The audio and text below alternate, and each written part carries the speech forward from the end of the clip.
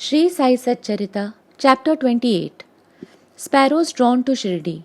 1. Lakshmi Chand. 2. Bruhanpur Lady. 3. Megha. Preliminary. Sai is not finite or limited. He dwells in all beings, from ants and insects to the god Brahma. He pervades all. Sai was well versed in the knowledge of the Vedas as well as in the science of self-realization. As he was proficient in both these, he was well fitted to be the Sadguru. Anyone, though learned, but not able to awaken the disciples and establish them in self-realization, does not deserve to be called a Sadguru. Generally, the worldly parents give birth to the body, but death invariably follows life. But Sadguru does away with both life and death, and so he is more kind and merciful than anybody. Sai Baba often said that let his man, devotee, be at any distance, 1,000 kos away from him. He will be drawn to Shirdi like a sparrow with a thread tied to his feet. This chapter describes the stories of 3 such sparrows. 1. Lala Lakshmi Chand. This gentleman was first serving in the Sri Venkateshwar Press in Mumbai, then in the railway department, and afterwards in the firm of Messrs. Raleigh Brothers & Co. as a munshi, that is, a clerk. He got the contact of Baba in 1910. 1 or 2 months before Christmas, he saw in his dream at Santa Cruz, a suburb of Mumbai, an old man with a beard, standing and surrounded by his bhaktas. A few days later, he went to the house of his friend, Mr. Dattatreya Manjunath Bijor, to hear the kirtan by Das Kanu. It was and is always the practice of Das Kanu to keep Baba's picture in front of the audience while doing the kirtan. Lakshmi Chand was surprised to see that the features of the old man he saw in his dream tallied exactly with those in the picture, and thus he came to the conclusion that the old man he saw in his dream was Sai Baba himself. The sight of this picture, Das Kanu's kirtan, and the life of the Saint Tukaram on which Das Kanu discoursed, all these things made a deep impression on his mind, and he decided to go to Shirdi. It is always the experience of the bhaktas that God always helps them in their search for Sadguru and other spiritual endeavors. That very night, a friend named Shankar Rao knocked at his door and asked him whether he would accompany him to Shirdi. His joy knew no bounds, and he at once decided to go to Shirdi. He borrowed rupees 15 from his cousin and after making due preparations left for Shirdi. In the train, he and his friend Shankar Rao did some bhajan, sang religious songs, and inquired about Sai Baba with some other fellow passengers, 4 Mohammedans who were returning to their place near Shirdi. They all told them that Sai Baba was a great saint living in Shirdi for many years. When they reached Kopargaon, he wanted to buy some good guavas for offering to Baba, but he was so much enwrapped with the scenery and sights that there he forgot to purchase them. When they were nearing Shirdi, he was reminded of the guavas. Just then he saw an old woman with a guava basket on her head running after the tonga. The tonga was stopped and he gladly purchased some fruits, when the woman said, "Take all the rest and offer them on my behalf to Baba." The facts, which are that he had intended to purchase the guavas but had forgotten to do so, the old woman's encounter and her devotion to Baba, all these were a pleasant surprise to both the friends, and Lakshmi Chand thought in his mind that the old woman might be some relation of the old man he saw in his dream. Then they drove on and came to Shirdi, and on seeing the flags on the masjid, they saluted them. With puja materials in hand, they went to the masjid and worshipped Baba with due formality. Lakshmi Chand was much moved and was extremely happy to see Baba. He was enwrapped with Baba's feet as a bee with a sweet-smelling lotus. Then Baba spoke as follows.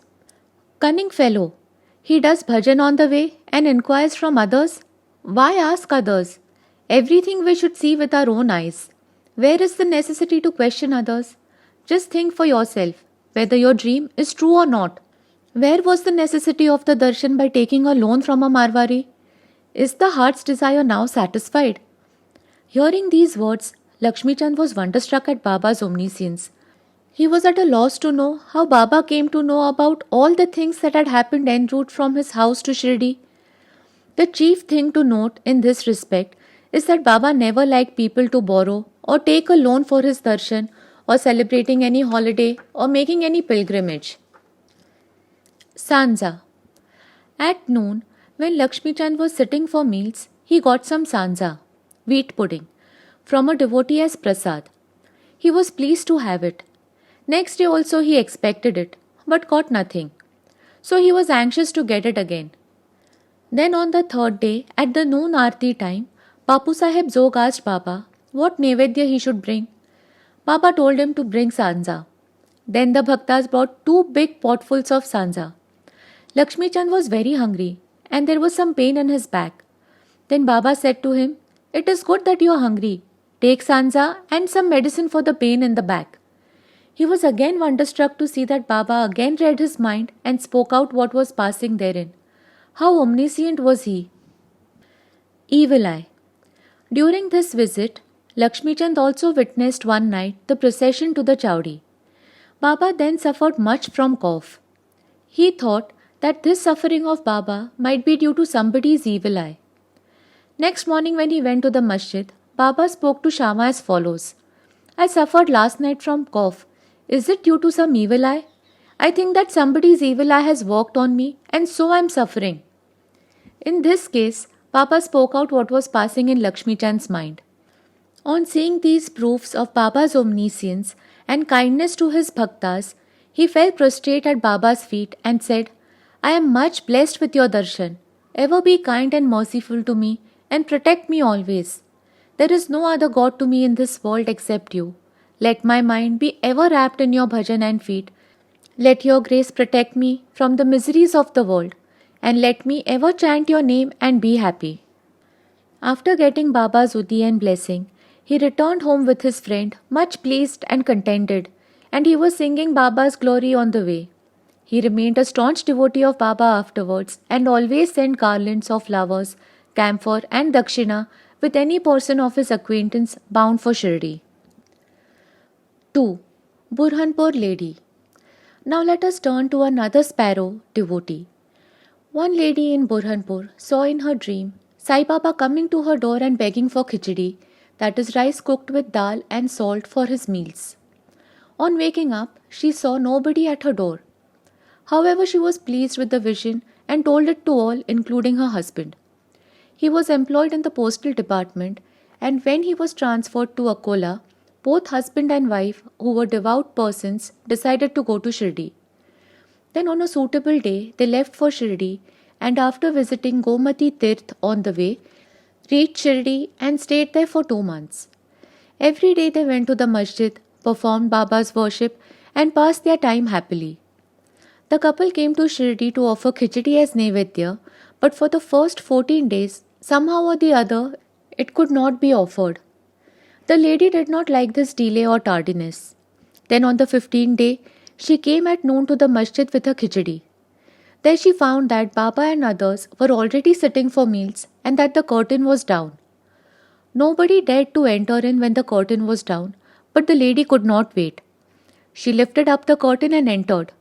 Strange to say that Baba seemed that day hungry for khichdi and wanted that thing first. And when the lady came in with the dish, Baba was delighted and began to eat morsel after morsel of khichdi. On seeing the earnestness of Baba in this respect, everybody was wonderstruck, and those who heard the story of khichdi were convinced about his extraordinary love for his devotees. 3. Megha. Now let us go to the third sparrow. Megha of Viramgao was a simple and illiterate Brahmin cook of Rao Bahadur H.V. Sathe. He was a devotee of Shiva and always chanted the 5-syllabled mantra Om Namah Shivaya. He did not know the Sandhya nor its chief mantra, the Gayatri. Rao Bahadur Sathe was interested in him and taught him the Sandhya and the Gayatri. Sathe told him that Sai Baba of Shirdi was the embodied form of God Shiva and made him start for Shirdi. At the Broach railway station, he learned that Sai Baba was a Muslim, and his simple and orthodox mind was much perturbed at the prospect of bowing down to a Muslim, and he prayed to his master not to send him there. His master, however, insisted on his going there and gave him a letter of introduction to his, that is Sathe's father-in-law, Ganesh Damodar alias Dada Kelkar at Shirdi to introduce him to Sai Baba. When he reached Shirdi and went to the masjid, Baba was very indignant and would not allow him to enter. "Kick out the rascal," rolled Baba, and then said to Megha, "You are a high caste Brahmin and I am a low Muslim. You will lose your caste by coming here. Just get away." On hearing these words, Megha began to tremble. He was wondering as to how Baba had come to know about what was passing in his mind. He stayed there for some days, serving Baba in his own way, but was not convinced. Then he went home and then to Trayambak, Nashik district, and stayed there for a year and a half. Then again he returned to Shirdi. This time, at the intersection of Dada Kelkar, he was allowed to enter the masjid and stay in Shirdi. Sai Baba's help to Megha was not through any oral instruction. He worked upon Megha internally, that is mentally, with the result that he was considerably changed and benefited. Then Megha began to look upon Sai Baba as an incarnation of Shiva. In order to worship Shiva, bay leaves are required, and Megha used to go miles and miles every day to bring them and worship his Shiva, Baba. His practice was to worship all the deities in the village and then come to the masjid, and after saluting Baba's gadi, asan, he worshipped Baba, and after doing some service like shampooing his legs, drank the washings, teeth of Baba's feet. Once it so happened that he came to the masjid without worshipping the Khandoba, as the door of the temple was closed. Baba did not accept his worship and sent him again, saying that the door was open then. Megha went and found the door open, worshipped the deity, and then returned to Baba as usual. Ganges bath. On one Makar Sankranti day, Megha wanted to besmear the body of Baba with sandal paste and bathe him with the Ganges water. Baba was first unwilling to undergo this, but at his repeated requests, he consented. Megha had to traverse a distance of 8 kos going and returning to bring the sacred water from the Gomati river. He brought the water, made all the preparations for the bath at noon, and asked Baba to get ready for the same. Then Baba again asked him to be spared from this bath, saying that as a fakir, he had nothing to do with the Ganges water. But Megha did not listen to him. He knew that Shiva is pleased with Abhishek, sacred bath, on that auspicious day. Baba then consented, came down and sat on the wooden board and projecting his head said, "O Megha, do at least this favor. Head is the most important organ of the body, so pour the water over that only. It is equivalent to the whole bath." "All right," said Megha, and lifting the water pot up, began to pour it on the head, but in doing so he was so overwhelmed with love that he cried out, "Hara Hara Gange! Hail Goddess Ganga!" and emptied the pot on the whole body. He kept the pot aside and began to look at Baba, but to his surprise and amazement, he found that only Baba's head was drenched, while the body was quite dry. Trident and Pindi. Megha worshipped Baba at 2 places. In the masjid he worshipped Baba in person, and in the Wada, Baba's big picture was given by Nana Sahib Chandorkar. This he did for 12 months. Then, in order to appreciate his devotion and confirm his faith, Baba gave him a vision. One morning, when Megha was still lying down on his bed, with eyes closed but internally awake, he saw clearly Baba's form.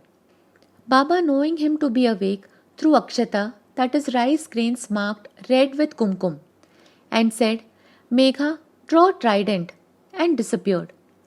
Hearing Baba's words, he eagerly opened his eyes, but saw no Baba there, but only rice grains spread here and there.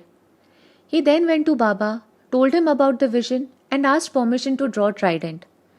Baba said, "Did you not hear my words asking you to draw the trident? It was no vision, but a direct order. My words are always pregnant with meaning and never hollow." Megha said, "I thought you woke me up, but all the doors were closed, so I was doubtful and thought it to be a vision." Baba rejoined, "I require no door to enter. I have no form. I always live everywhere. As a wire puller, I carry on all the actions of the man who trusts me and merges in me." Megha returned to the Wada and drew a red trident on the wall near Baba's picture. Next day, a Ramdasi Bhakta came from Pune, saluted Baba and offered him a pindi, a phallic image of Shiva. At this time, Megha also turned up there. Baba said to him, "See, Shankar has come. Protect, that is, worship him now." Megha was pleasantly surprised to see the pindi. Also in the Vada, Kaka Sahib Dikshit was standing with a towel on his head after having taken his bath, and was remembering Sai when he saw a pindi before his mental vision. While he was wondering about this, Megha came and showed him the pindi presented to him by Baba. Dikshit was happy to know that this pindi exactly tallied with the one he saw a few minutes before in his vision. In a few days after the drawing of the trident was complete, Baba installed the pindi near the big picture which Megha was worshipping. The worship of the Shiva was dear to Megha, and by the drawing of the trident and the installation of the pindi, Baba confirmed his faith therein. After continuous service of Baba for many years, doing regular worship and aarti every noon and evening, Megha passed away in 1912. Then Baba passed his hands over his mortal remains and said, "This was a true devotee of mine." Baba also ordered that at his own expense the funeral dinner should be given to the Brahmins, and this order was carried out by Kaka Sahib Dikshit. Bow to Shri Sai, peace be to all.